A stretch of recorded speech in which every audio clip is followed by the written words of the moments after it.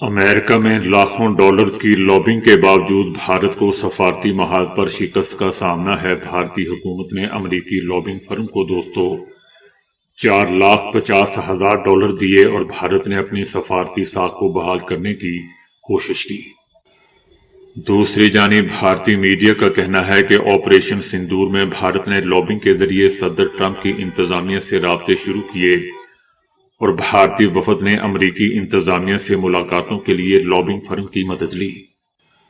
بھارتی میڈیا کا یہ بھی کہنا ہے کہ بھارت نے 2 لابنگ فرمز کو بالترتیب $1.8 ملین اور $75,000 سماہی پر ہائر کیا، لیکن بات نہیں بن سکی۔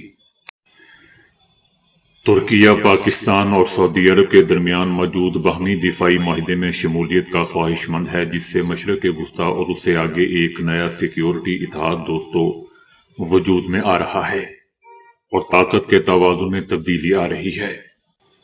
ان تینوں کے درمیان مذاکرات ایک اعلیٰ مرحلے پر پہنچ چکے ہیں اور معاہدہ ہونے کے بالکل قریب ہے۔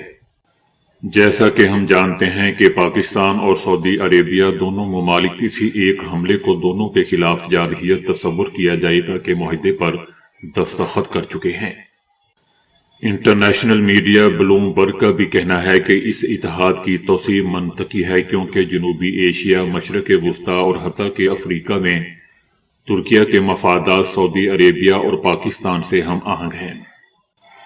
ترکیہ اس معاہدے کو سیکیورٹی اور دفاعی صلاحیت مضبوط بنانے کے ایک ذریعے کے طور پر دیکھ رہا ہے، خاص طور پر ایسے وقت میں جب امریکہ کی قابل اعتماد حیثیت اور صدر ٹرمپ کے نیٹو سے وابستگی پر سوالات اٹھائے جا رہے ہیں۔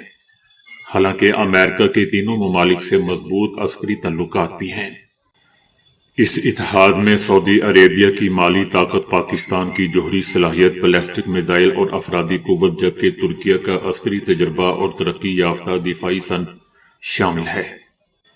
بلومبرگ کا کہنا ہے کہ جب امریکہ خطے میں اپنے اور اسرائیل کے مفادات کو ترجیح دے رہا ہے تو بدلتی صورتحال اور علاقائی تنازعات کے اثرات ممالک کو نئے اتحاد اور سیکیورٹی میکانزم بنانے پر مجبور کر رہے ہیں۔ انٹرنیشنل میڈیا بلومبرگ کا یہ بھی کہنا ہے کہ اگر ترکیہ اس اتحاد میں شامل ہوتا ہے تو یہ سعودی عربیہ کے ساتھ تعلقات میں ایک نئے دور کی نشاندہی کرے گا۔ برسوں کی کشیدگی کے بعد دونوں ممالک اقتصادی اور دفاعی تعاون کو فروغ دے رہے ہیں اور اسی ہفتے ترکی میں پہلا بحری اجلاس بھی منعقد ہوا۔ اور میں یہ بھی بتاتا چلا جاؤں کہ سعودی عربیہ اور ترکی دونوں ایران کے حوالے سے درینہ خدشات رکھتے ہیں اور طاقت کے استعمال کی بجائے سفارتی روابط کو ترجیح دے رہے ہیں۔